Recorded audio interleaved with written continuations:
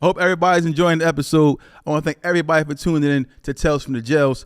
I got a very important announcement to make for anyone looking to get into IDD. It's called intellectual disability housing, where you can make a lot of money in this business, and you don't know where to start. You want to find a company that can help you get it done. Contact TNS Licensing and Consulting. That's TNS Licensing and Consulting. Numbers are 267-534-5053, 267-534-5053. Call now. Don't wait. We can help you get started. We train you on how to run a business. We teach you from A to Z how to get started, so forth and so on. That's TNS Licensing and Consulting. Number 267-534-5053, 267-534-5053. Call now. You want to get into the business, but you don't know how to start. Everybody's saying you can do this, you can do that. I can show you how to do. We show you how to get it done. We train you, get you prepared to pass the test. Everything you need to do. Contact us now. If you want to get into IDD, no matter what state you're in, you can be anywhere in the U.S. We get it done. That's TNS Licensing and Consulting. You want to get into IDD, contact us. I want to thank everybody who's been tuning in to Tales from the Jails. Everyone knows that jail is a serious matter. Us here at Tales from the Jails, we are offering something special to anyone who's currently in prison, on their way to prison, and actually those who are returning to prison. We're offering consultation to anyone who's threatened with prison, in prison, and like I said, and who are coming home from prison. We have Zoom consultations to help you with your prison bid. For those who are going to prison, don't know about prison, don't know what to expect, don't know if it's going to be, all these horror stories you hear, all these things. We tell you what exactly to expect. We give you consultation on how to deal with these difficulties of prison. It could be through Zoom. It can be in person, where we talk to you in person. We do intense prison preparation. We also offer business management for those who are incarcerated. We also do post-prison consultations. So if you're ever looking for consultation, you want to know what's going on, want to be prepared to go in, like you want to be prepared to come home, contact Tales from the Jails. I want to welcome everybody to another episode of Tales from the Jails. We're here live empowerment, you will say. TNS Media Group with the team and the family. My counterpart is always in his phone, as you already know, not paying attention. Got anything you want to say in the beginning of the episode, Mr. Jackson? No, they ready to see the episode. Okay, so we got a special guest today. You got Donleam here with us today. He spreads a lot of positivity. He's somebody that we follow on the gram, somebody that we watch all the time, and he's about being positive. What's going on, Donleam? How you feeling today? What's up with you, man? I'm good. So, as you know, Tales from the Jails, we always say this. We always talk about spreading positivity and to inform those who are here breaking law, no matter the age, that prison is definitely an option if you're breaking law. And our job is to deter people from going to prison. So we talk about these prison stories of what's going on behind the wall and how time is lost and things of that nature, and different stories which can bring light to the people, individuals who watch Tales from the Jails. You know what I mean? So we're going to ask you some questions today. You can talk about what you want to talk about. You can leave out what you want to leave out. But, ultimately, we want you to give your story to the people. So if we can start, where you from? I'm from Vernon Road in Fayette. You know what I mean? Uptown Philly.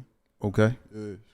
And Uptown Philly, describe that for if you could, coming up as a young kid, in that area.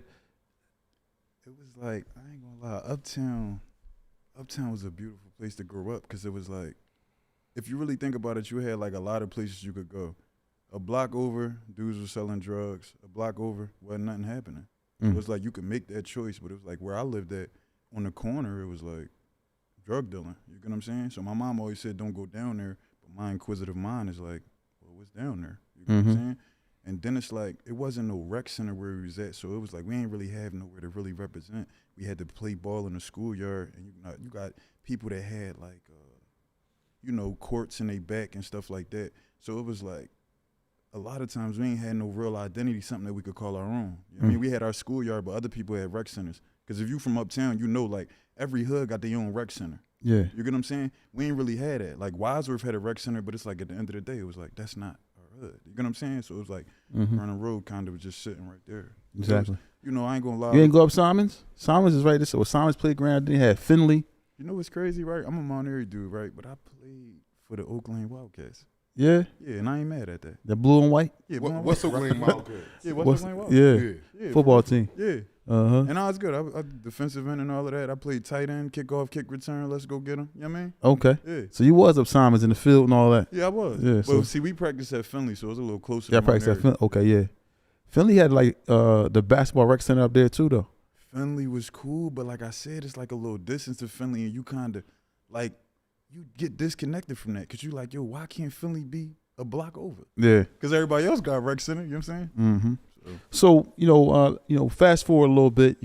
What led to you, going to prison? What happened to if you want to tell your story about what led to you going to prison? All right. Well, I got locked up for shooting. You get what I'm saying? A shooting that I ain't had nothing to do with, over an altercation that happened earlier in the day. Later on that day, the dude that I got in an altercation with ended up getting shot. I wasn't there. I didn't do it. And I went to go see what happened and got locked up on the scene. Like, you know what I mean? Like, it was like, you go up there, you hear the shots like everybody else. You was a spectator like everybody else. And I go up there to see what happened. You know what I'm saying? And they on the scene like, yo, that's him right there. And I'm like, what the fuck? Like, me and my young boy, like, I'm gonna look back, like, they talking about us. And it was Officer Scrocky, you know what I mean? She was like a officer that used to hop out on us on Tuesdays and Thursdays, checking to see if we got weed on us. You get what I'm saying? So I'm like up there like, wait, Scrocky, like, I wasn't up here, you feel me? Mm-hmm. So, a white shirt, end up like basically coming to the car. They put me in a cop car, white shirt came, like, where you put the gun at? I'm looking at him like, put the gun at? I don't even know what happened up here, you know what I'm saying? But to fast forward, you get what I'm saying? I went away. That was April 18th, 2013, and I came home May 2025, May 15th, 2025. Wow. So let's because what we like to do is we like to paint a picture. So you get arrested. If you can pull the mic a little close to you. There you go. Mm-hmm. So you get arrested, right? Mm-hmm. I'm assuming you was in the county. Did you make bail or? Oh no, so I was on probation for a gun. I caught a gun case on 2011, Thanksgiving 2011. I caught a gun case up Germantown Field at the Martin Luther King the Martin Luther King versus Germantown game. Oh yeah, this be popping back in the day. I got caught with a gun up there, and I bailed out on that, and I was out on probation, and I ended up catching that probably like 6 months later. So, I was on probation, so I couldn't get bail. They dropped the dipsy on me. You know how that go.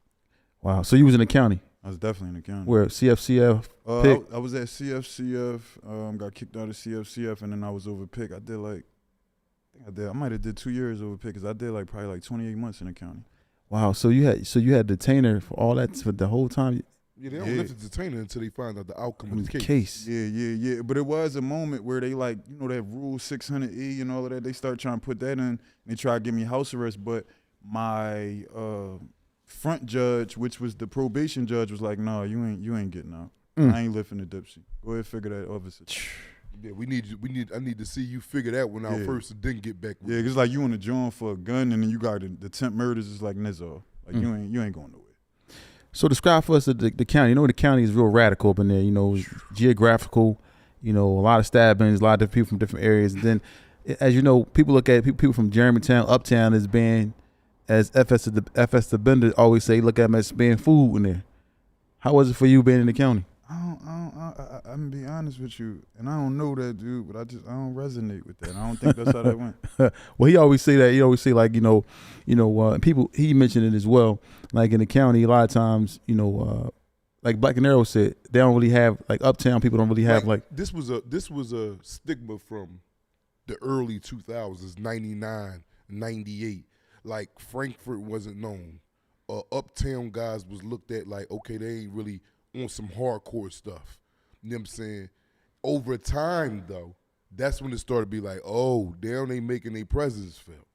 Because I'm a jailhouse boy. I've been in there, not to say that, with any type of proudness. So, if you was from the likes of Southwest didn't say you would see a Southwest dude, they won't claim Southwest. They say they from West Philly. You know what I'm saying? Because Southwest was looked at, who the hell is Southwest? But now, Southwest, like when you sit there and look at the murder rate and the stuff that's happening in the city, you like, wow. You look at Frankfurt and what they call you like, wow, Uptown, yeah, all that and that. Yeah, see, over time it evolved into what it is now.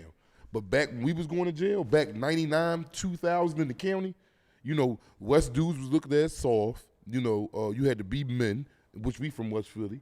North Philly was basically like the matriarch of jail. You know, they all in there and they acting crazy. And you know, your South Philly dudes, they was on crazy time. But other little parts of where as though Uptown, Frankfurt, Kensington, you wasn't hearing about that then. You wasn't not back then. Now, if you go to jail, it's been reversed. It's been all the way reversed. Yeah. So it was just the times at the time. Yeah.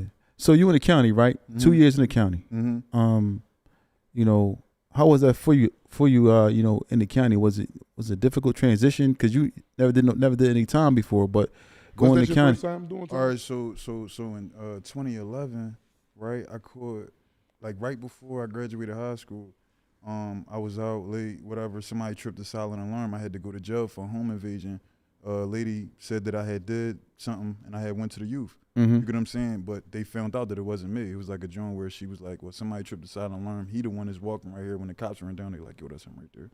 You know what I'm saying? So I did like 4 months from like April 2011, and I came home. I did my senior project in the jail, and they gave me credit, and I graduated high school, got my diploma. My mom was happy about that. And then I ended up coming home August 20, I caught the summer, 2011. And then that's crazy. I caught my gun case 2011 Thanksgiving, and then, you know, it was like, that's how that went. Domino effect. It was just when it rained and pours. Yeah, and I ain't gonna lie, like, you know, one thing I could say, though, when it come to jail, you just kind of you got to have heart.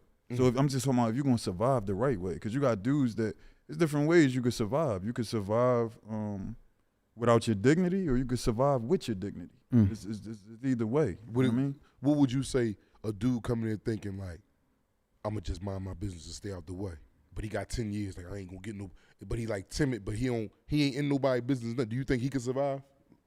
I think he can survive, but I feel like in order for him to survive, he gonna have to have a brain.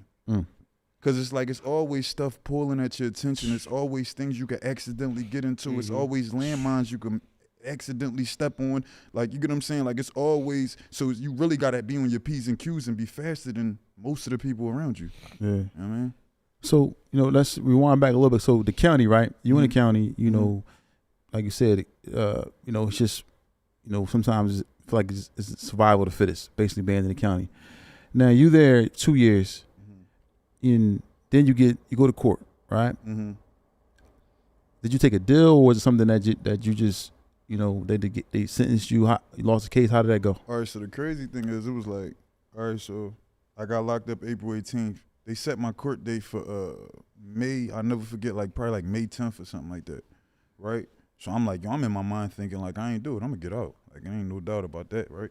So sure enough, May 10th come, they give me like a June court date. So you get what I'm saying? You in your mind like, what the fuck? Like, in your mind that long of a time, you like, wait, I was just outside and it's about to be summertime, it's getting hot out. Like, y'all talking about June 23rd? Like, what you mean? And I got this detained and I can't get out, Yeah, can't like, make a bell or nothing. Yeah, I'm upset a little bit. So then it went from June 23rd to September 10th. So it's like, oh, the whole summer cooked too. Then it's like September 10th to next year. You got a court date for next year. You like, wait, what? I'm gonna go to court till March 2014.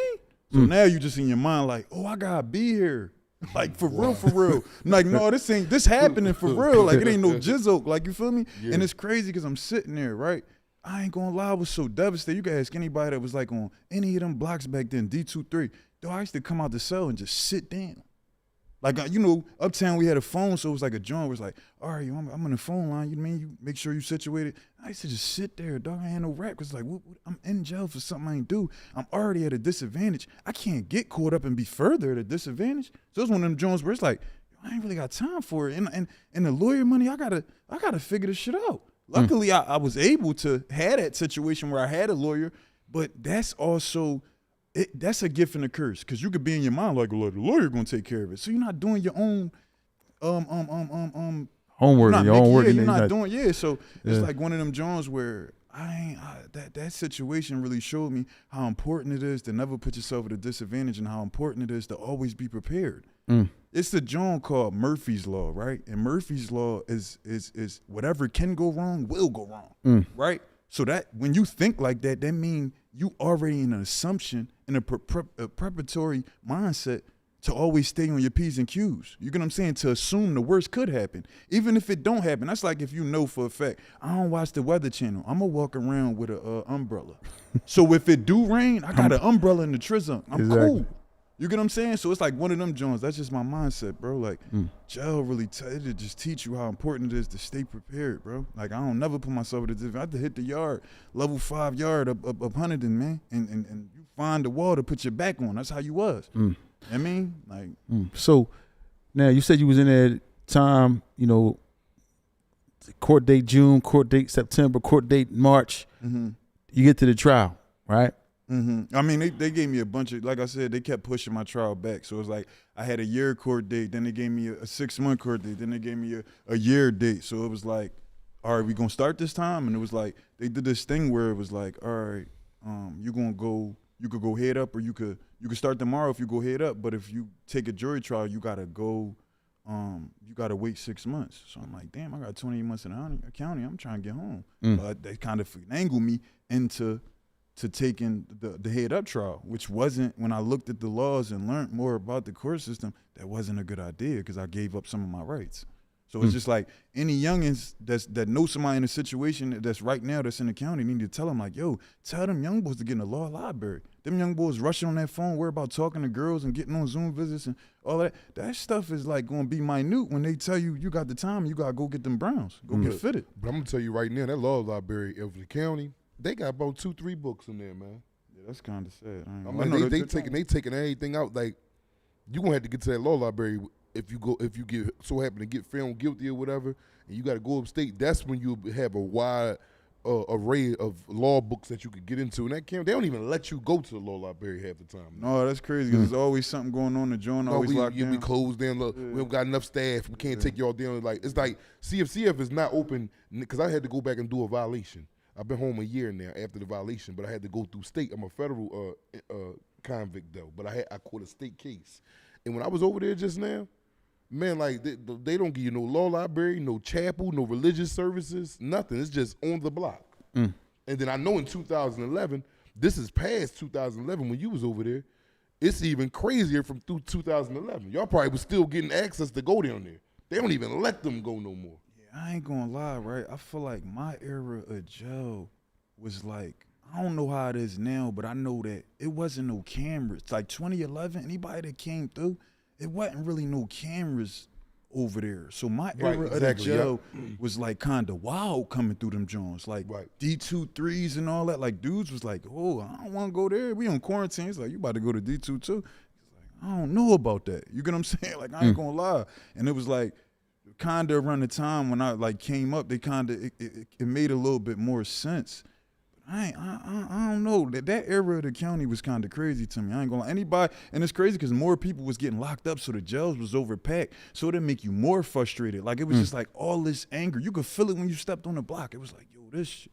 Like, I ain't gonna lie, that joint was different. And I ain't gonna lie, you right about the law library. Like it discouraged me. That's why like you're going to join and it kind of feels sad. You're looking around, you don't have no hope.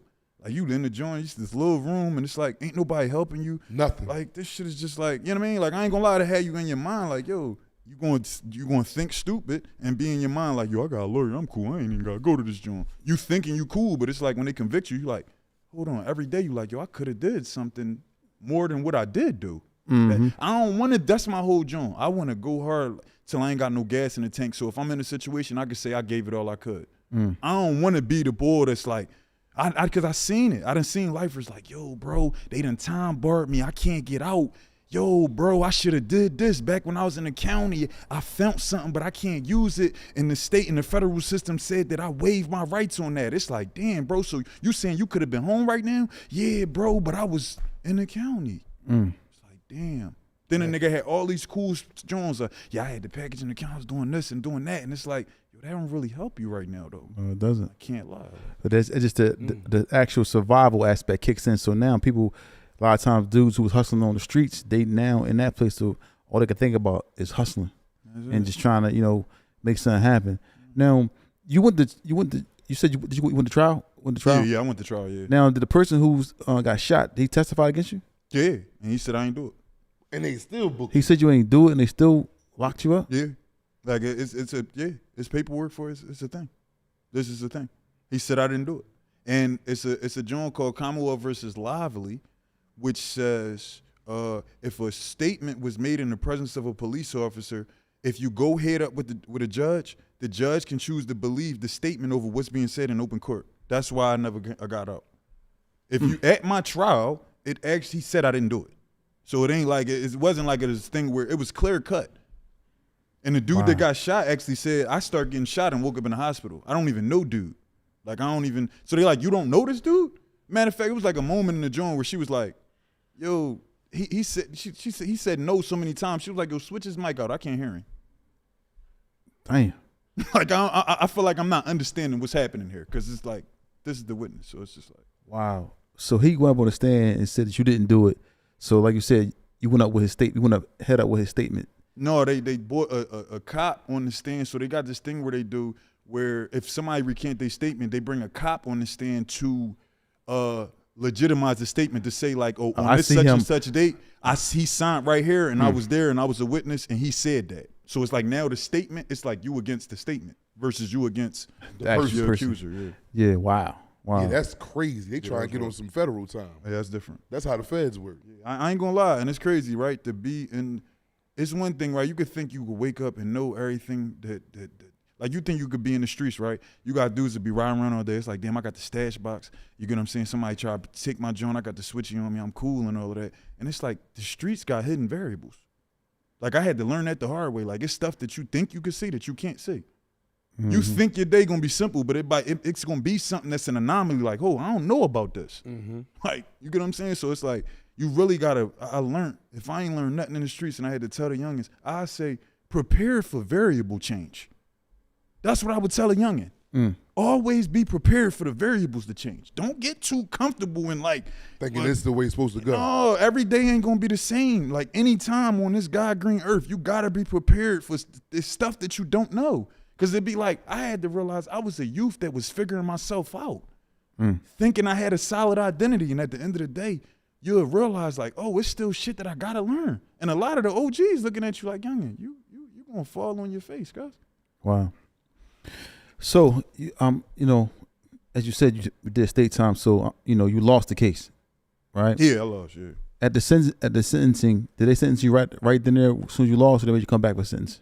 All right, so no, I had to come back. So I got sentenced. I say on. I got convicted. I know I got sentenced on June 23rd, 2015. Yeah. So wow, and you got sentenced, and they gave you what? You said how many years? 12 to 27. 12 to 27. Yeah. From somebody who never did. How old were you? 19. You was 19. Yeah. Somebody who never did any time. When you got that sentence, how did you feel when they sentenced you? Oh man. Sometimes it's funny, right? Sometimes I go back to that moment and I use it as a way to propel me for whatever I'm trying to do. I use it for a way to push me, right?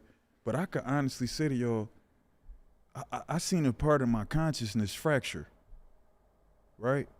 It was like looking at yourself from the outside looking in, and it was like pure confusion and frustration and loss.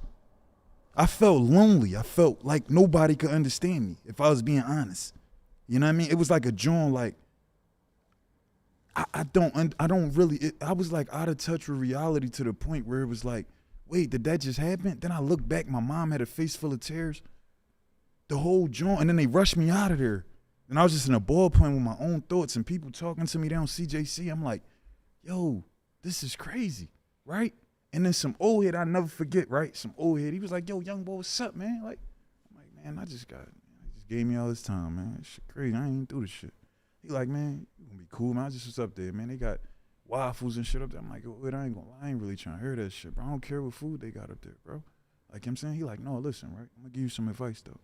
He said, go up there, stay in the law library, mind your business and get a job. That time gonna fly.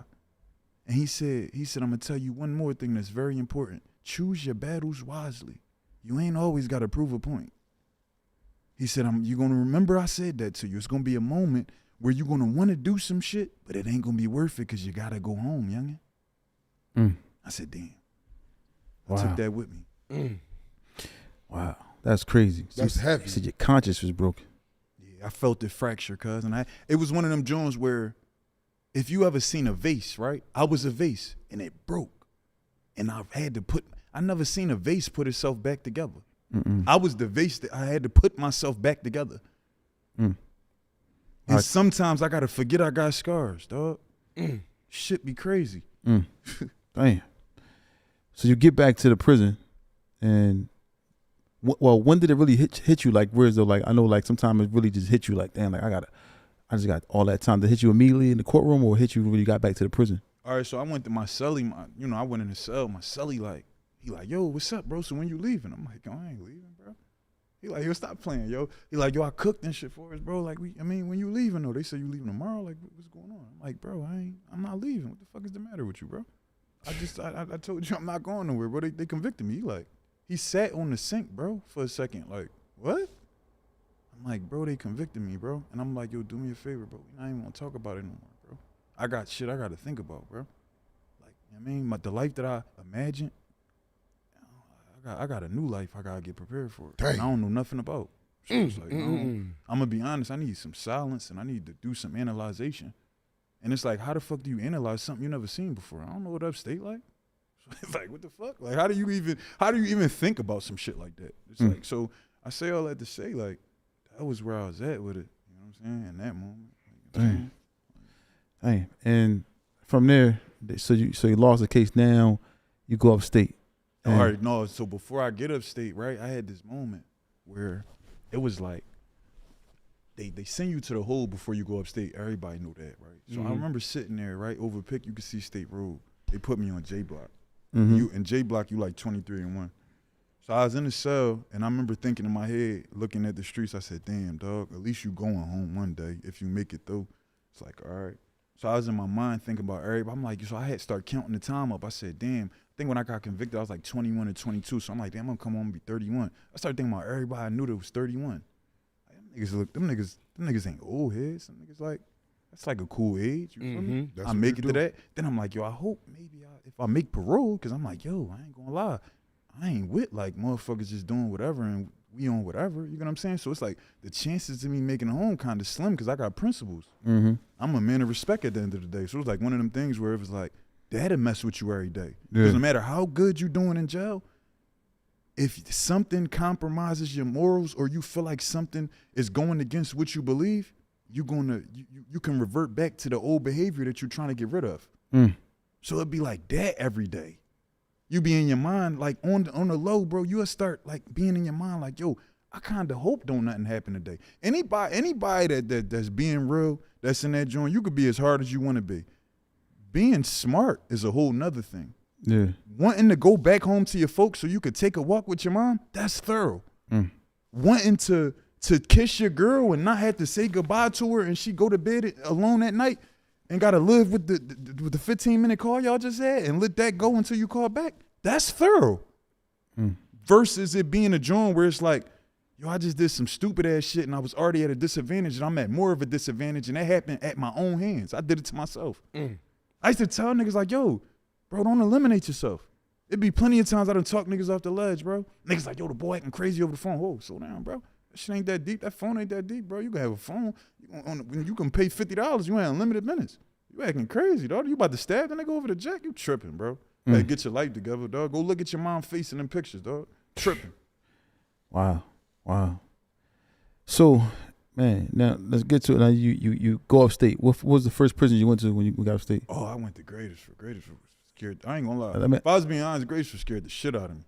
Fuck, listen. Niggas be trying to be all hard and all that, man. That shit was scary as a motherfucker, dog. For real.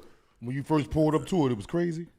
No, it wasn't even a pull-up. It was when you went inside that motherfucker. The pull-up was cool. The pull-up I had you thinking like, all right, I'm in jail. Like, you know what I'm saying? I just came from the county and all of that. That's cool. But the inside was like, fuck I get myself into, dog. What was it that you saw that made you feel like that? It was like a long-ass hallway, but I think it was like they put me in a yellow jumpsuit and it was like, yo, I'm really about to do a decade.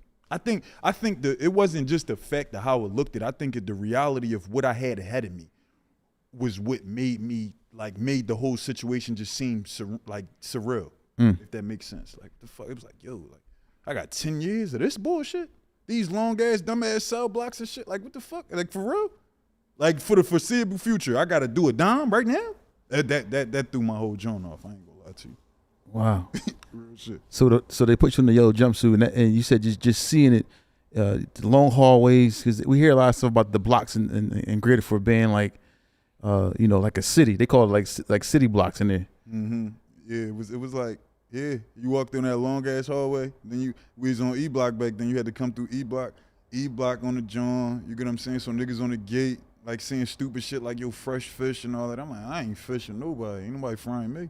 You know what I'm saying? So you in your mind already like, yeah, I see how this about to go, right? You get what I'm saying? Like, you already see it. Like, I don't know if I'm making parole. That might be out. You get what I'm saying? Like, it is what it is, though. You just in your mind like, yo, it is this the life you. So it's like, it's funny, right? You be start making peace with your best memories because you like, yo, as good as it was, it might have been as good as it's ever going to be. Because you in your mind like, I might be here.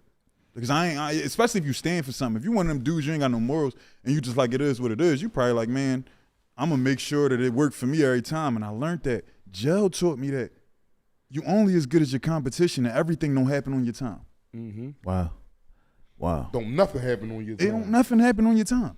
And it's one of them joints where I remember the Ford, right? This would freak me out. I can't lie, right?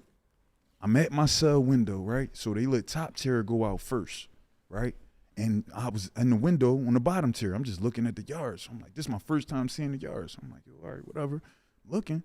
So I see a nigga start stabbing a nigga in the yard. So I'm like, what the fuck, he stabbing him? At first it was like slow motion, like, oh shit, he getting it in.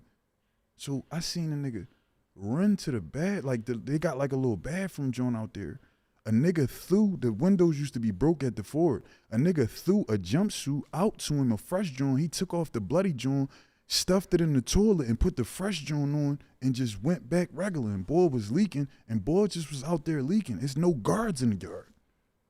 So it was like, yo, so that hit me like, it's one of them joints where I never was like looking to a guard, but it was just one of them joints where it's like, oh, this jail. Yeah, we ain't Like, protected. yeah, like you gotta think, like it was like one of them joints where You it's on like, your own. yeah, the county is like, niggas get in the shit, it be like, response. The guard They is gonna right call there. it response, right? Yeah. Now, don't get it twisted. When it wasn't no county, I ain't gonna lie, D Block and all that, anybody could tell you back then it was like, you was on your own anyway in the Yeah. county. Like, they ain't tipping unless it's just a joint where it's like, yo, y'all doing way too much. You get what I'm saying? Where it's gonna come back on me. But for the most part, it was always a cell you could go to. That shit was lock-in city. Anybody that was overpicked 2013, 2014, they know that shit was lock-in city.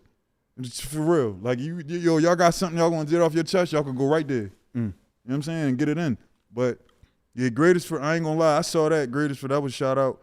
That shit just was crazy, man. Like, I ain't gonna lie. That shit was just crazy. It was something to adapt to. And it was like, I seen, a lot of dudes got life. I seen and noticed, like, we all used to be on the gate at night and we'd just talk about shit, bro. Like, niggas would just talk.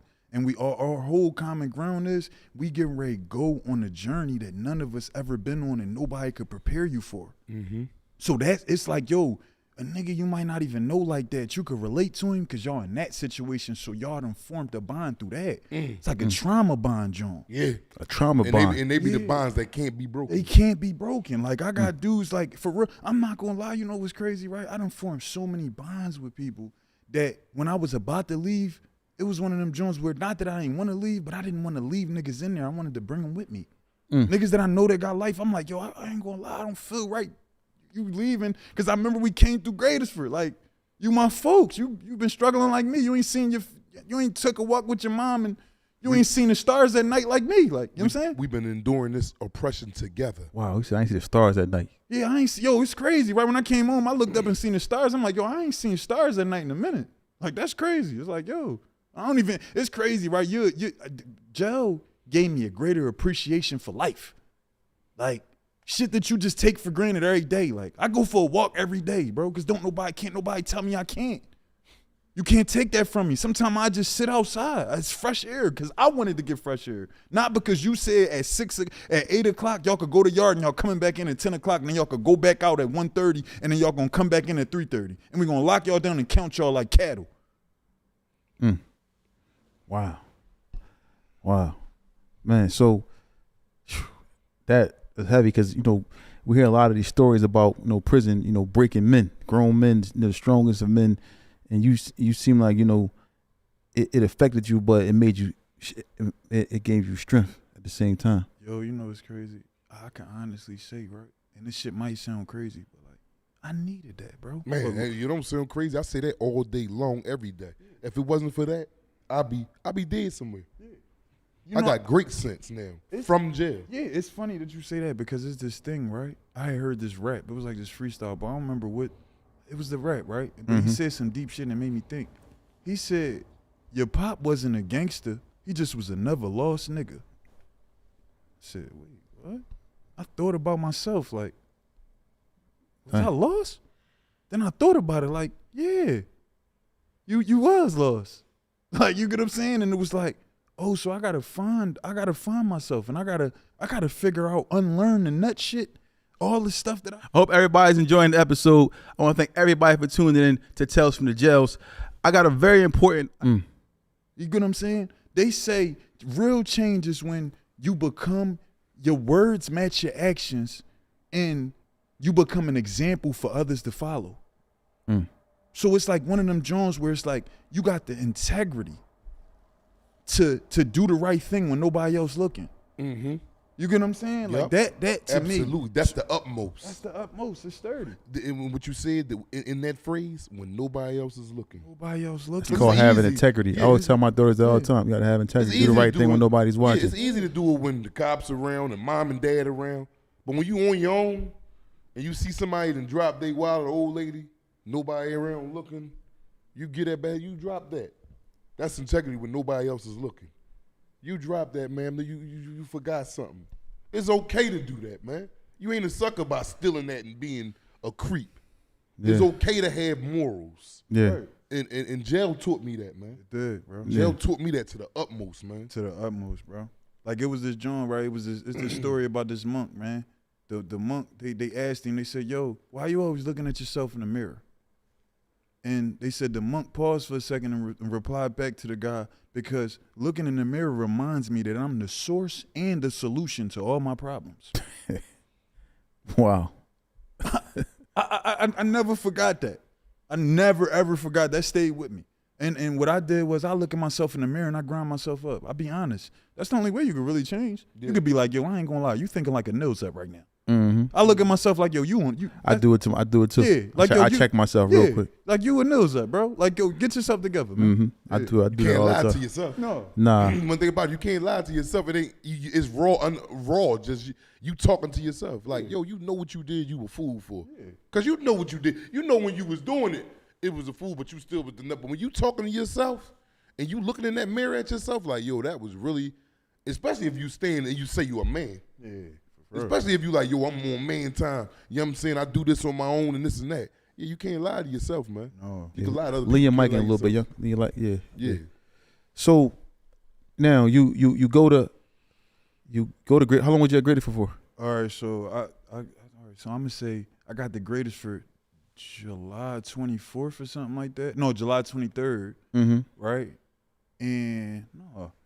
I got the greatest for the July, and I left from greatest for the around like October or September. So I did like 4 months because I had drama, so it was like my process was a little slower. Yeah. Then I went from greatest for, and I went from greatest for to Camp Hill, and then I went from Camp Hill to SCI Hunterdon. I didn't get the SCI Hunterdon until February 2016, and I did the remainder of my time up there.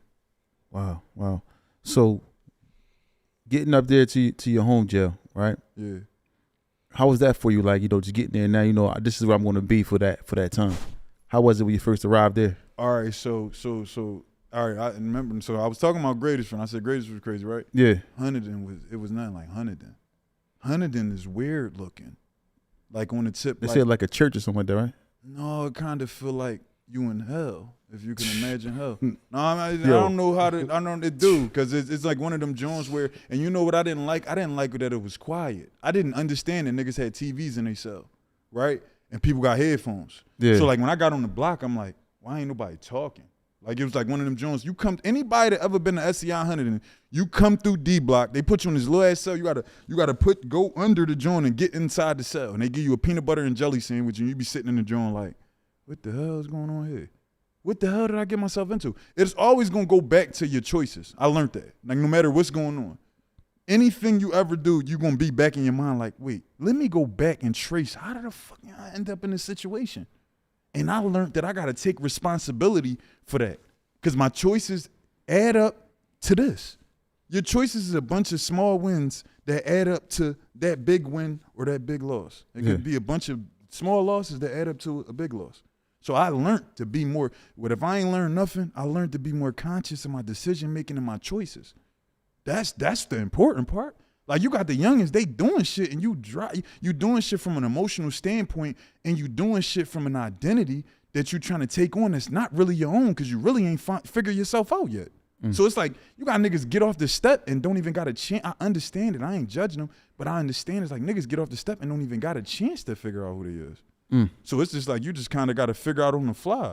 It's one of them things where I hope that when you do figure it out, I hope you don't got to be in a situation that you don't want to be in and figure it out. Because a lot of times people don't come back from that. I know dudes that's 30-something, they still ain't got it. They ain't got it. Yeah, sometimes it takes longer for people to figure it out, you know, and a lot of times it comes, in my opinion, it comes from, you know, their companionship. You come home hanging around the wrong people, you right back. Yeah, that's for real. Trying to figure it out. That's one main reason you go back. Yeah.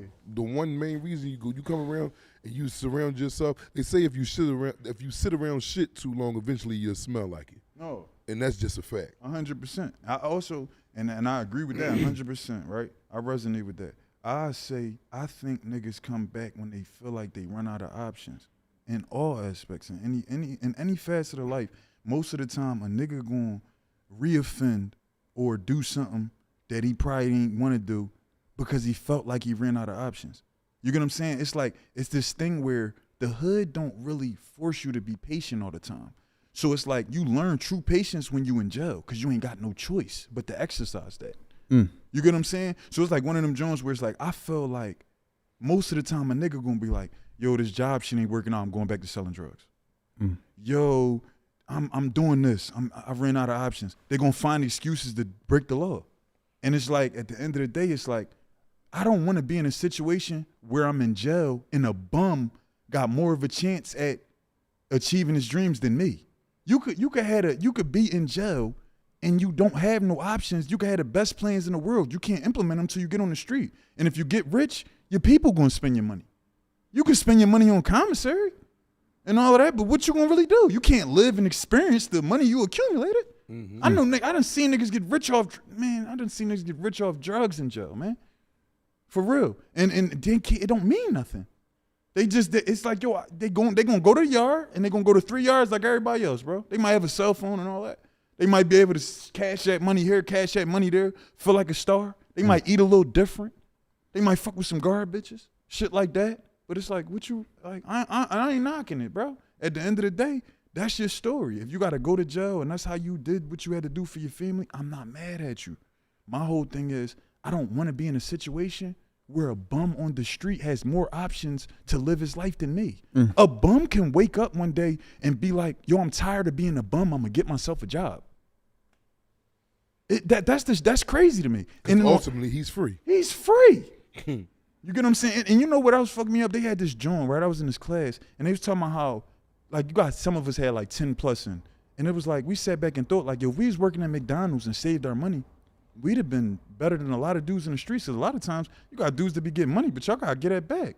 When you go to the jail, whatever, you gonna have to get that shit back. Lawyer fees and all of that. And then if you end up getting some time, all that commissary, your little shorty need money. If you got kids, they need all that money. Like it'd be like one of them Jones where it'd be like, I sat back and thought about it like, yo, I gotta be more conscious of my choices. For real. Like, how you feel about, like, you know, this piggybacks off what you just said, the excuse making, and people make excuses like, I gotta do the wrong thing, or you know, it's too hard, so I gotta resort back to what I've been doing, you know, and always say I gotta do what I know how to do. It's interesting, right? When I was a young boy, my grandpa, he used to make me watch Star Wars. No, was it Star Wars? Star Trek. said, it was this thing that I never forgot. He said, forgive the ignorant for they tell no lies, right? So I'm like, wait, what that mean? I had to think about it one day when I was in jail. Like, yo, what the fuck? Oh, if somebody don't know no better, you can't expect them to do better. So that it's one of them things where every day when you got your 24 hours, you're really supposed to be trying to figure out better ways to survive. Better ways to survive the right way. I'm going to be honest. I want to be chilling somewhere at peace with my feet up. I don't want to think about hood shit all the time. I don't want to think about inflicting violence on nobody all the time. Yeah, me neither. I don't want to think about taking chances that's going to land me back in jail all the time. I don't want to think about not being able to walk through the door for my kid all the time. I don't want to think about being on the phone telling my kid, trying to explain jail. You can't, I done seen niggas try to do it. You can't explain jail to a 3-year-old, yo. Like, you can't explain jail to nobody. They gonna be like, yo, you left me. Because that's the truth. You really did leave. It ain't your fault. I get it. It's an environment and all of that. But my whole joint is, if you free right now and you can make a good decision and you can stop what you're doing and do something that kind of puts you in a safe zone where as though you could be cool, do it. Because you gonna be mad as shit when you end up upstate, bro, and you in your mind like, yo, it's a better way I could have lived my life. Wow. Like, that shit be crazy, bro. I done seen murderers, bro. They be in a yard like, yo, I ain't gonna lie. I wish I could go back and stop the beef. Like, they'll think to themselves like, yo, I had the power to stop the beef. Now we all got bodies on both sides. And nobody's coming home. Nobody coming home, bro. Ain't nobody coming back alive either. I done circled the yard up hunted and niggas, real murderers told me that, bro. I remember it. I done seen a nigga get convicted and come back to to see it, to pick and say, yo, life's so short, sometimes I wish I could buy a day. I'm like, what you just say to me, bro? Fuck you mean by that? He like, bro, sometime, bro, they just gave me 30 years. I really wish I could buy a day to chill with my daughter. He like, yo, my mom just asked me about her life insurance and how she put me on it. And she and she understand how I feel if I stop calling because of the pain. And he like, yo, she told me I gotta prepare for the inevitable. She probably not gonna live another 30 years. So he said, yo, sometime I wish I could buy a day in the free world. That fucked me up. Just one day. One day, bro. That fucked me up. What is that worth though? Let's think about what would that be worth to a person serving life in prison? That'll be worth everything you got. Everything you got. That'd be worth. You give up everything you got for a person in jail spending the rest of his natural life in jail. 24 hours on the streets. And they said, yeah, we give you 24 hours on the streets. That'll be worth it. I'm saying, but with integrity, you're not gonna give up no ass or no crazy wild shit like that. For the people just thinking, damn, what would you do? Suck a dick or something? No, ain't nobody doing no shit like that. But if I had money, if I had millions at my disposal, I'm giving every last dollar up for a day. For a day, bro. It's one day. They say, man, you got $19 million in your account because you was worth this before we give you this life sentence. We need that whole 19 for 24 hours. Come on. I'm giving that 19 up all day. I want that 24. That's almost like a 24-hour to live joint that Puff and them did, the song. You had 24 hours to live. What if you had 24 hours of freedom after getting a life sentence, what would you do? You asking me? Yeah, I'm asking you, and I'm asking people in the comments. What would y'all do if you had a life sentence? You had you was given 24 hours. What would you do? One day. What would you do, Donleam? I spend the whole day with my mom. The whole day? I would probably spend the whole day with my mom, bro. Not your girl or nothing. Like, I love my girl, but it's one of them things where I probably spend the day with the person that's affected the most when I'm gone. Who gonna miss you the most? Who gonna ride with you? Miss you the most? Like, I don't know. You right. Maybe I might split a little time up. Mom, Duke, you probably get 16 hours. Baby girl, you could probably get the other 8. Right? Mm-hmm. But I probably just go on some simple shit and go out to eat with my mom Dukes and eat my favorite food and eat her favorite food. We try to figure out a way to compromise. I don't know, because it's like one of them joints where, yo, today I think about the pain that my mom must experience with all that time and all them days that she didn't get to spend quality time. What I realized is, right, time is our greatest luxury, right? And everybody end up where they end up based on how they spend it, right? The best time that you could ever spend is quality time. The whole point of getting rich fast is so that you can spend quality time with the people you love and not be a slave to the money. That's the whole point. I thought about that looking at the clock and looking at the seconds waste away in the jail. I think it's crazy. That joint brought tears to my. I think at one point I was a slave to the money. I don't even care about money now. I don't even care about it, bro. Cause it's so much that come with it. It's so much. I don't even care about it, man. If I got it, I got it. If I don't, I don't. It don't make you. It don't make you. It like you can have money. Money is only a temporary satisfaction for to take care of things that you want and you need. But once you got everything that you want and you need, what's left? What's left? All you got is the moments that you. I be seeing people, and I'm not knocking people. People want money, but people out here doing anything for money. Money is not going to bring you any happy. It's going to bring you temporary satisfaction for a brief period of time. And then once you got money, you're going to see who you really are when you got money. Yeah. Who you really are is going to show. Yeah. So everybody need money. Maybe you ain't got money because it's probably better for you not to have it. Yeah. Because it's like dudes, you got dudes, they going to get money and it's going to show them and reveal to them that they a Who they really are. You a nose up, bro. You see everybody, a lot of people get money, they get destroyed. It destroys them. It does. Billionaires killing themselves, and the kids. People got millions and millions of dollars that affect the kids. Kids get the money, they end up in drug. It's just so money is not everything. It's not. The relationship with your Lord, for me, is the main thing. I feel like, what's interesting, right? I feel like when you got the opportunity, right, like a greater responsibility comes a greater obligation, right? I feel like a lot of times it's like if I got rich, I'm going to use my money to spread a better message to try to put a dent in people's mindsets in terms of positivity. I use money to have a bigger platform for people to get the right message. That's what I think is important. I agree. It's one of them Jones where people that get money and forget where they came from and forget it's people that need help. It is. So it's like, I get it, and people do it. I ain't gonna lie. I'm just talking about if I got it. If I ever got it, I'm gonna try to get a big enough platform and get a situation where people can get the right message so they can arm themselves with the tools and have a fighting chance at their dreams. That's thorough. It is. Because if I die, it's like my words can outlive me. And I think to be still alive. All right, so they say you died twice, right? They say you die when you actually die, and they say you die when people stop talking about you, right? They say the goal is not to live forever, but to create something that outlives you. That stays with me. Art and all of that, people is reborn through that. That's no longer here. Let me say something to you, because we speaking about the money, because a lot of times we spend our lives, right, chasing at the money, right? Chasing at the money. Yeah. And when you die, you can't take it with you. No. You ever think about that? Like, that, hold up, I'm trying to get all this money, get all this stuff, but when I die, I can't take it with me.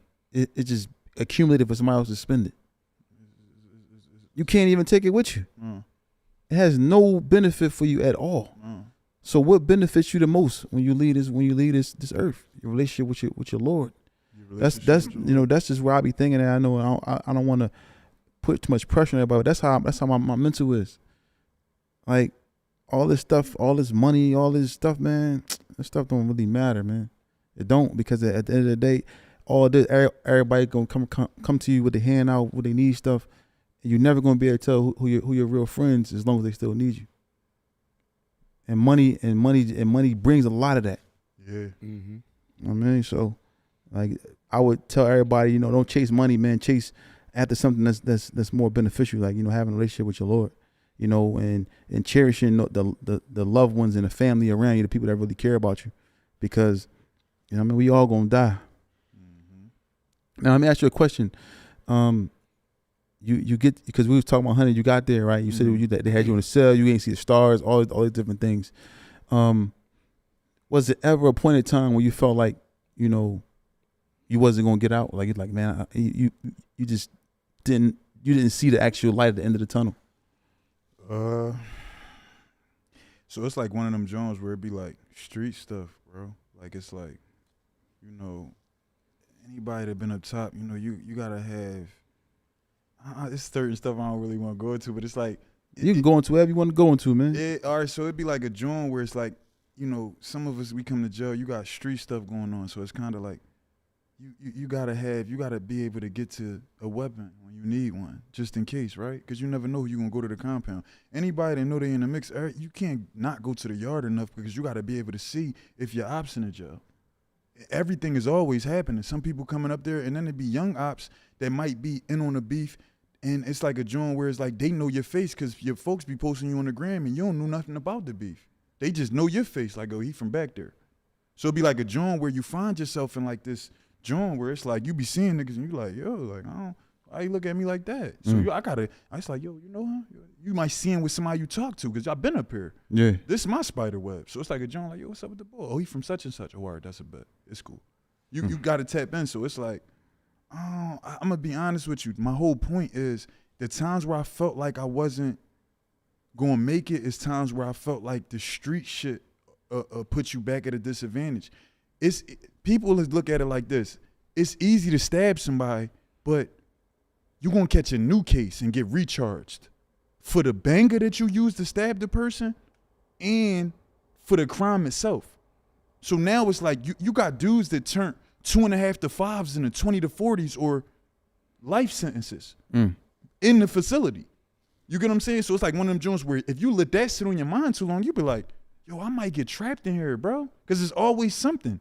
Nigga, you might have a young boy, and I know they be calling them young boys, they be like, yo, they YNs and all that. Them young boys coming through the joint, they like, yo, I'm fresh from the county, I'm on dog shit. Oh, yeah. Like, I mean, like, I don't give a fuck about how long you been up here. Oh, yeah, I'll go at you. And it's like, damn, that's what's up. I respect that, cuz you wild as fuck. You got a fresh 20. I was you before. You better open your eyes, though. That 20 gonna go, and you gonna have all these stabbings on your belt, and you gonna be mad as shit when parole, like, yo, you ain't got nothing coming. Go ahead, take this 2-year hit, man. Yeah, so he's like, your nigga get piped up. He telling this girl, yo, I'm about to slide. You mean 20 years older, you got the gray all in your beard, and then you like, yo, yeah, they like, yo, the hardest thing that you probably gotta do is do your bid, but the second hardest thing is to ever have to tell your folks that you're not coming home. That's hard too. They had to know you did some dumbass shit and you eliminated yourself. You gotta get on the phone and be like, niggas will lie about it. Yeah, I learned that. Like, niggas lie about it. Yeah, they gonna lie about that, John. Yeah, they ain't gonna say they ain't gonna say no idiot. They ain't gonna say they did some idiot shit. Cause you look like a fool. Yeah. Yo, I know somebody that told, you know, people that, yo, I'm coming home. I'll be home next week. Blah, blah, blah, blah, blah, blah. Had their girl just go buy him all his clothes, all his different stuff. Like, just had the whole breakfast set up, lunch, whole everything set up. He told his girl was coming home. Come to find out, he got to do 2 more years. But he was telling her, I'm about to get out. But he lied to her. And she basically found out because she was calling the prison like, yo, he supposed to be out. I was going to thought something was wrong. But the whole time, he was telling the lie. Man, that's sad, man. I said, dang, that's crazy. That's sad, man. That's crazy, man. And I ain't going to lie, right? Like, that energy, the same energy you put out, that's the same energy you get back. That, you know, when you going into stuff with bad intentions like that, with malicious intent, that stuff come back, yo. It is. Like, it do. Like, that shit don't be thorough, you know what I mean? Because it's like somebody put their life on pause to rock with you, and it's like, you ain't even a genuine dude. You a nose up. Like, you get what I'm saying? Like, you ain't really sturdy for real. Yeah. So that should be crazy, man. So let's get to the point. You about to get out. Let's get to that point. So you out of prison. Well, no, he probably want to ask you this question. He always asks about. The question in the audience likes to know because they debates with me all the time about it. But during your prison stint, whether it was county or upstate, I'm quite sure you've seen both instances. In instances, what I mean is a person gets stabbed. I'm quite sure you've seen that. You just referred to that. For sure. And have you ever seen a person get that lock and sock? For sure. Now, the question that I present to you, if you were into an altercation, right? Mm-hmm. And unbeknown to you, the person that you had an altercation with, you knew you had an altercation, but you just don't see him coming. And he had one of them weapons, the knife or the lock and sock. Which one would you rather him have that you'd rather do combat with him? And he was coming to you at an angle you didn't even know he was coming. Which one would you rather him have? I'd rather him have a lock and sock. You'd rather him use that lock and sock? Yeah, I ain't gonna lie to you. Because it's like, The knife joint, I ain't gonna lie, with a lock on the sock, you only get one swing. But not if that joint hit that forehead real hard. Yeah, but see, that's iffy. It's still a percentage. I might be cool. No, I ain't never seen nobody get that lock and be cool. I'm going at you about that, Don. I've never seen a full whop.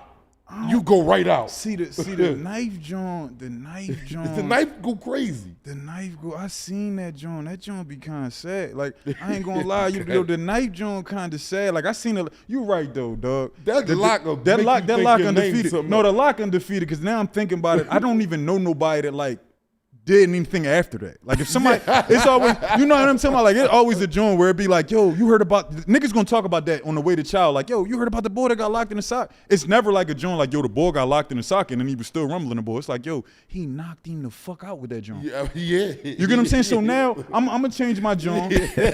Can I do that? Yes, you can. All right, upon thinking further. And it's kind of sound crazy because I ain't gonna lie, I don't want neither one, but. Yeah, I don't want no neither. We just a hypothetical question. All right, so hypothetically, right? The stab, John, I mean, go ahead, try to bang me out, man. Because you got dudes, all right, this is another thing I noticed in the jail. Niggas that try to hit niggas in their head because they know they ain't trying to really get recharged. Exactly. So nigga might not go for no vital organs. So you might be able to, I done seen niggas, yo, I ain't gonna lie, over CFCF. I seen a nigga get his ass whooped with 2 bangers in his hand. Yeah. Some nigga with dreads. I don't know if this nigga knew martial arts, jujitsu, judo. I don't know what the fuck he had going on, but this nigga kicked this boy ass in front of everybody. It was amazing, actually, when you think about it.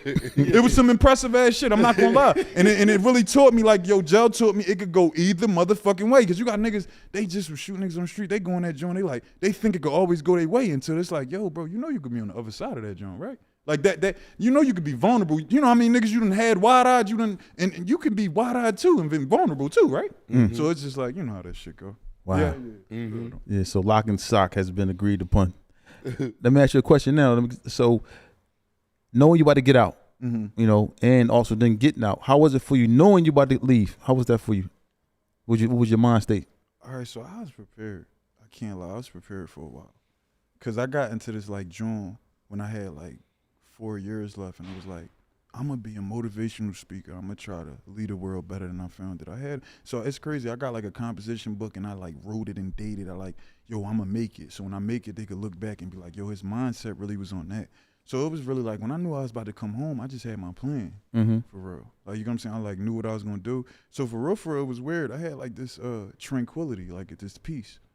I had like real peace. More so it was like this joint where it was like, I was anxious because I'm like, yo, they gotta hurry up. Like, my people waiting for me. I can't wait. You know what I'm saying? Like, I'm about to be free. It almost felt like I was about to, I don't know. See, it's crazy, right? Babies got to come into the world and they don't know what they in for, right? So they just like, yo, what's going on, right? I felt like a newborn getting out that joint. Wow. Like, yo, I've been down so long and I got booked when I was 19. It was like, I knew what I was in for. I'm like, yo, life is the shit. Like, life free is the shit.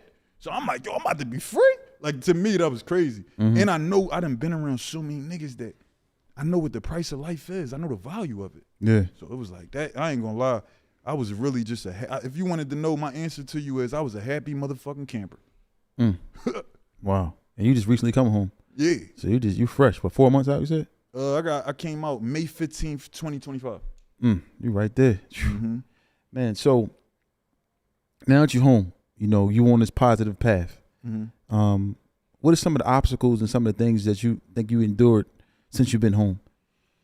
I feel like as a content creator, you kind of go through this thing where you feel like it's like an obstacle with getting people to listen, getting people to give you a chance. That's why, like, anytime like somebody might write on my post, they comment on it, I write them back and I say, thank you for the acknowledgement. And sometimes I might say, yo, I'm glad my words resonated with you and I'm happy that you listened long enough to hear what I had to say. Because it's like a joint where it's like, they didn't have to listen. It's a million things tugging at their attention. They don't got to stop at your video and listen to it. Like, you feel what I'm saying? Yeah. So it's like one of them joints. Like, I feel like the biggest obstacle is like getting people to listen long enough to know that you're really about something. You know what I'm saying? Wow. And now you come home, like you said, you did 12 years, right? 12 straight. So you did 12 straight. You coming home, like you said, the eras have changed. You see like a lot of the youth that you was you 19 going in.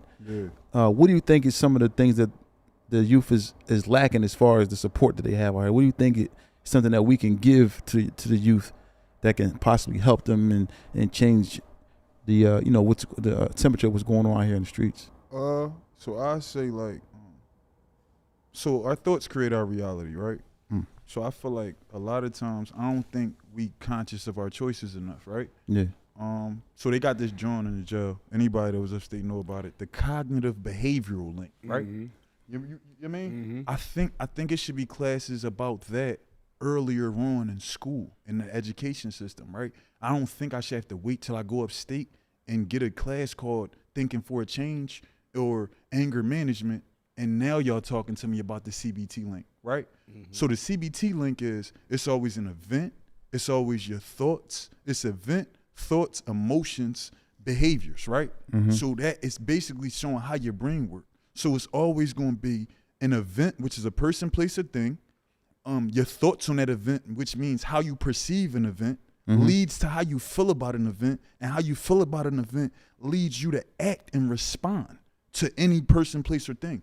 So the interesting thing about that is when you know that, you can, if you see yourself reacting negatively, you can change your behavior.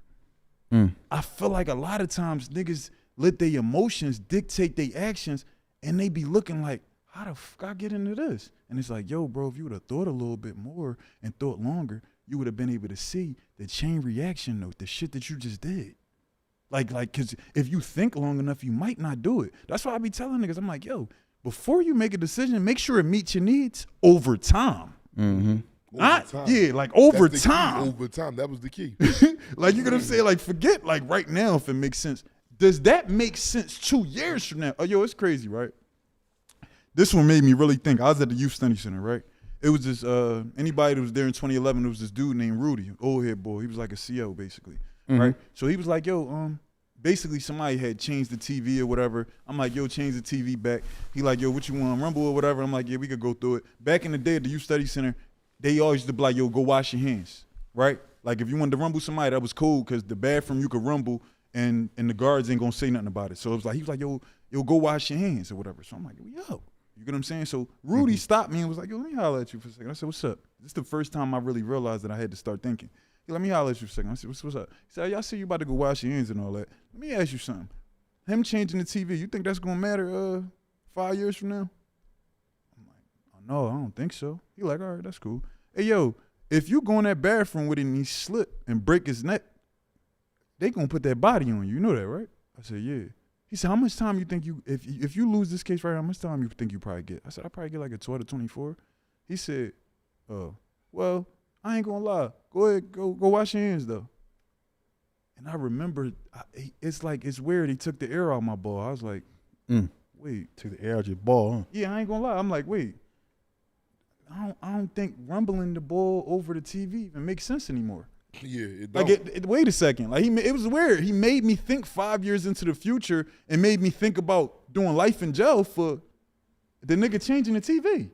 I'm like, no. So that right there changed my thinking a little bit. Like, oh shit, I gotta be more conscious of the shit that I do. That was crazy. And it all starts with thinking. It do all the time. A lot of people just do stuff out of boom.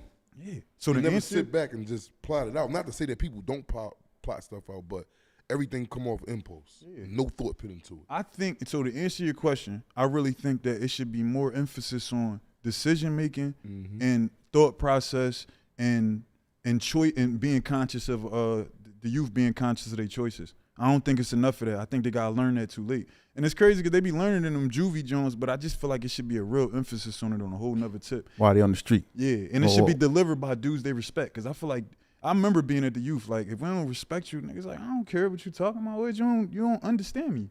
Like, these young boys, you gotta think, they like, yo, you judging me and all of that. You don't know what it's like to be a 17-year-old in my era. Everybody got switches, everybody tough as shit. I gotta get a switch too, or I'm gonna check. Her young boy told me, man, he said, man, I want to go to school, but I don't go to school because I fear I'm gonna get killed. That's his truth. He said, I want to go to school. I want to play basketball and all that. He said, but I'm scared they're gonna kill me.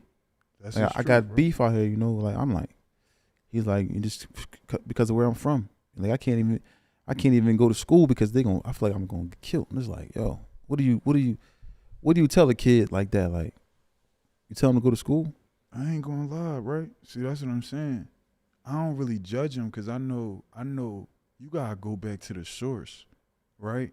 It's like I don't know what somebody's experience is and why they think the way they think, which leads them to make the decisions that they make. So I always look at stuff from a non-judgment standpoint. Yeah. Right? So it'd be like a joint where it's like, I don't blame the individual. I don't want to blame anybody, but if I'm gonna blame anybody, I blame the village. And if I'm not gonna blame the village, I'm gonna blame the environment that created the thought processes of the people in the village. Cause it'd be like a joint where you got a system that's mad at what people do, but it's like there's not a solution. It's like we in this situation. It's like, where's the solutions at to avoid those things from happening? Instead of giving somebody 20 years, try to understand exactly why they felt like they had to do what they had to do. Go to that first before you just be like, yo, you gotta do 20 years. It's like, wait a second. I don't think he need 20 years to think about that. Listen, I'm just, right now we just talking. You get what I'm saying? A lot of times I be thinking, the system a little harsh. It's like, do y'all, all right, so this is what I really think, right? I think that if I'm gonna get sentenced, I should get sentenced by a judge that actually live where I come from.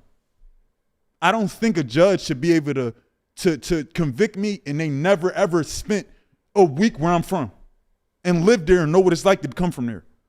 How is that? I don't get that. Because now when you're making your decision, you're making your decision on the tip like, I don't get it. I don't get it. You living in a suburb somewhere, you never seen none of this type of stuff ever. Never had Ever. an argument with your neighbor. Never, had any type. Probably never even seen a stray cat before. You coming in here giving people life in 50 years. You gonna give me 50 years for real? 50 years, bro? Like I'm 20 years old. I got to see parole when I'm 70. I won't even probably remember my name. So how the fuck I'm gonna talk to the parole board? So you gonna get somebody 50 years for something like? But you're right. But that's what I told the judge when he sentenced me to 420 months. I was like, well, before he sentenced me, I said I could do 2 days, 1 month. It's up to me of when I get it for the punishment of the crime that I'm committing. I told him, you could give me 10 years, you could give me 20 years, you could give me 1 month. It's up to me if I want to learn. So that sentencing range that you giving me, I might not learn it. I might not learn it. I'm doing 25 years in jail. Okay, cool. Now I'm mad at the system and I get back out here. It starts, like you said, with the thinking process. It does, right? You mean, but the sentencing ain't what makes you be like, yeah, I'm going to act accordingly. No, it's not the sentencing. It's the person. It's the person. You can give a dude that caught a homicide 6 months and he'll come out and never do that again. Never do it again. I'm never, ever, and be like, man, that was, let alone 60 years ahead, you probably thinking that too. Or it might have you bitter. Yeah, Never know. It might be a bit too much, just to, because people, I don't think you gotta do life in prison to be, reformed. Yeah, like I who gotta makes do my something? whole life in here.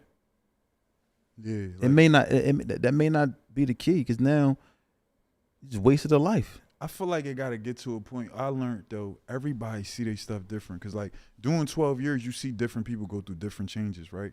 So it's like, I done seen people keep going out and coming back, right? And I feel like with everybody, it get to a point where they forced to have to think about their choices because they see what it's doing to their life. Like, I feel like a lot of times something is going to happen to everybody. Life is going to humble you, and it's going to make you look inside yourself. And and a lot of times it's going to force you to have to fix the problem. You're going to have to unlearn a lot of shit that you thought was sterile. And you're going to have to be honest about it and be like, I was a Nilzut. Like, for real, though. Like, it's like a joint. Definitely for real. You're going to be in your mind like, I don't know if because that's not getting me nowhere. It's crazy as shit. Niggas are be in situations, right? And you got to think and be in their mind like, wait a second. This shit, everything I'm doing get me here. Fuck, I keep doing the same shit for. It's almost like if they tell niggas right now, yo, it's poison in the water, right? You know niggas gonna start getting bottled waters? So I don't get how the streets be fucking niggas up, but we'll go run to it. We'll know an old head from our hood that it dismantled him. Niggas will forget, and then this another thing, bro. I ain't gonna lie with the drug shit and all of that, and I don't knock nobody what niggas do and all that, but niggas will forget, niggas will cherish and praise the 1,000 that did it, but they'll forget about the 100,000 and million that's lost to the system.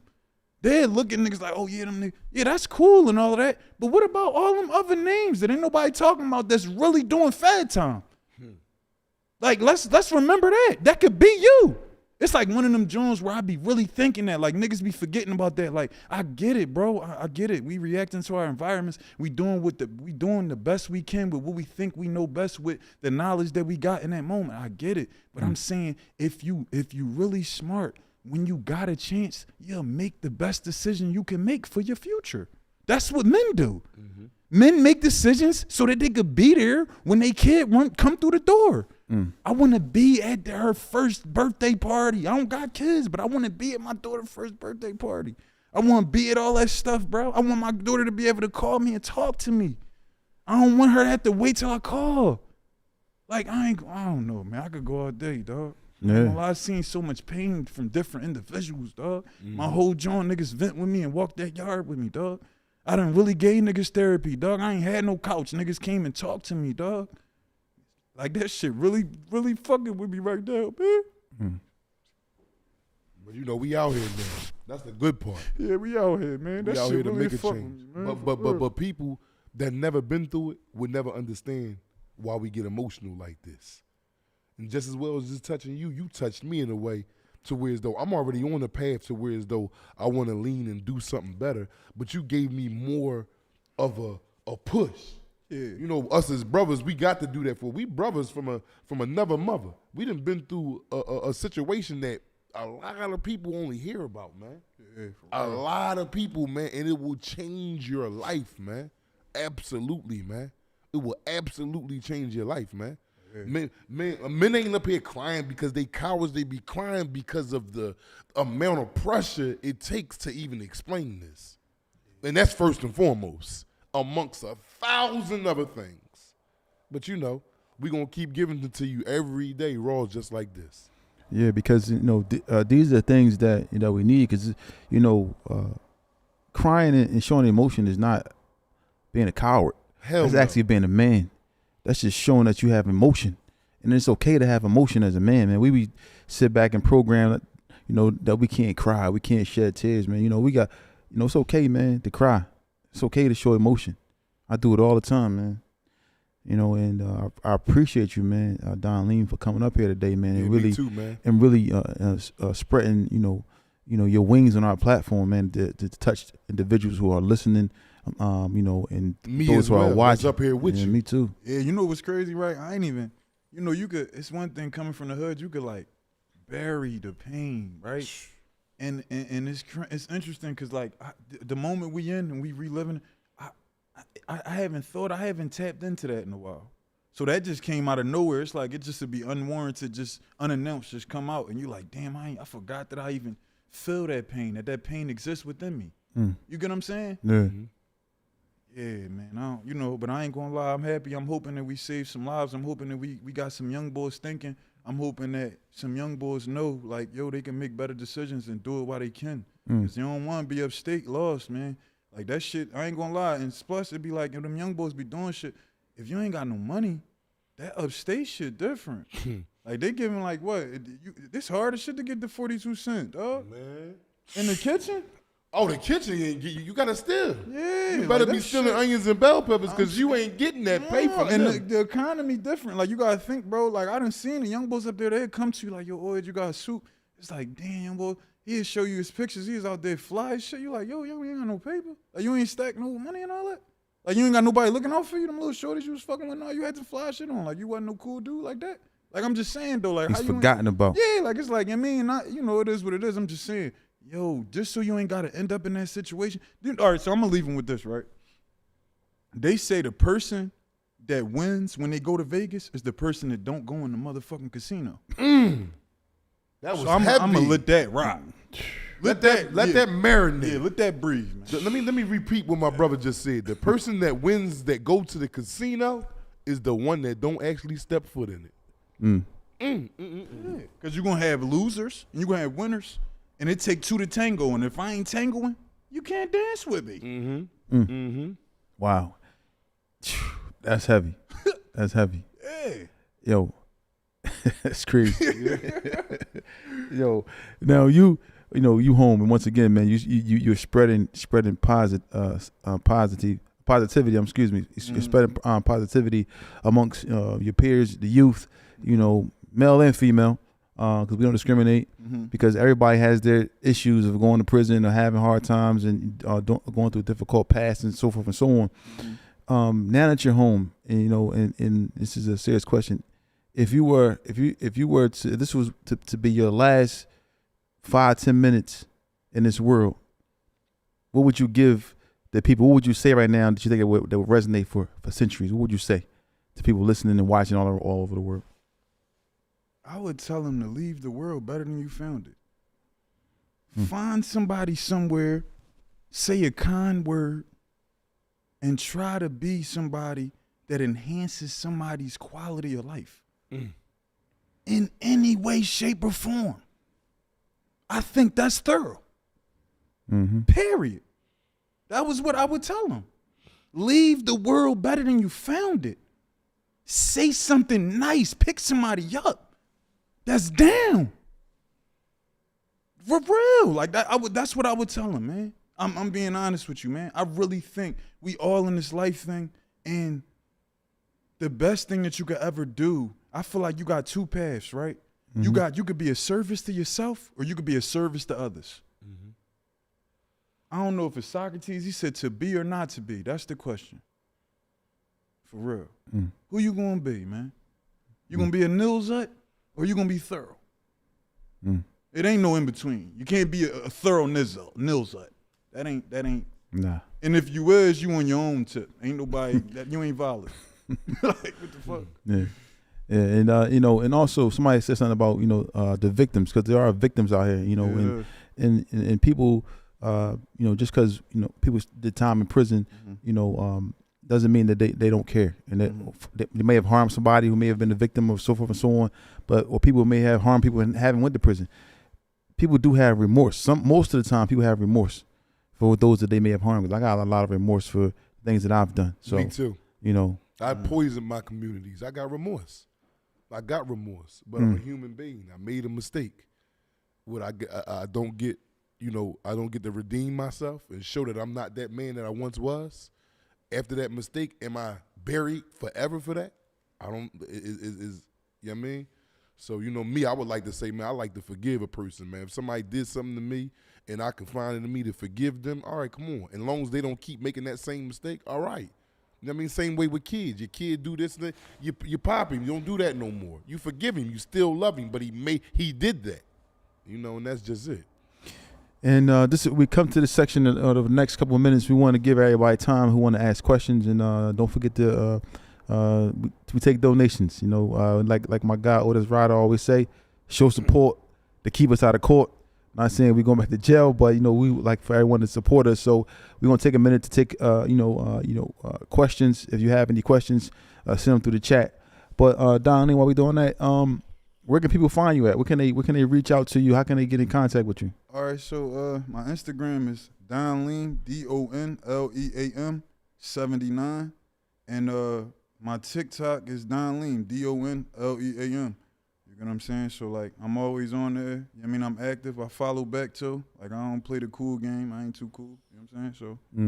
So yeah. So and then also what are some of the things you want to do? Like you want to do like events, or you want to do like when you open mic. What is something that you think that you want to do next? What's next for you? All right. So me and I got a book that I wrote, so I'm getting ready to roll out, getting ready to happen. I got the book.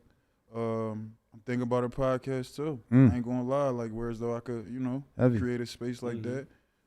So yeah, that's on the way. You get what I'm saying? But really, the one thing I want to do before I leave this earth, I do want to just capture the essence of me and what I represented in a book, which would be art. It would be considered art, and I hope that it just continues to help people long after I'm gone. I hope that it shines the light, and I hope that light reaches them parts of darkness that need it the most. Yeah. So make sure y'all go out and follow our brother, man. We're gonna have him up here again. Because Sure. I can't even lie, man. this was very, very enlightening, to speak to you, man. Like, this is my first time actually meeting you, and like I said, I always watch your stuff on the timeline, And he said the same thing. He's like, I watch him too, because I see you and stuff that you're doing, the positive outreach, the words of wisdom that you're giving to the people, and I really, really appreciate that. And you're definitely gonna be up here a lot. So we didn't really get any questions, but people was just commenting crazy in the chat, saying a lot of different things. But we appreciate you coming on. And anything else you want to say, Mr. Jackson? That's it, man. Everybody keep their heads up, man. Make good decisions. Don't jump out there. You don't have to feel peer pressure, man. Be yourself. My number one thing is to all the youth and to grown men too, especially, that's leading these youth into wrong ways. Be yourself, man. Be yourself. That's just it. Be yourself. And also, don't forget, everyone that's in the chat, don't forget to become a member. We appreciate you, guys who've been tapping in. Become a member. Support us. Also, don't forget to follow us on Instagram at Tales from the Jails. And also, we on TikTok, all these other platforms, Twitch, Kick. I'm saying them the right way. You can follow us on those platforms. And also, don't forget, today we got a special episode dropping with Bernard Hopkins. He's going to be on our show at 6 p.m. today. Exclusive interview. He talks about his life, things he endured in prison, him coming home, and so forth and so on.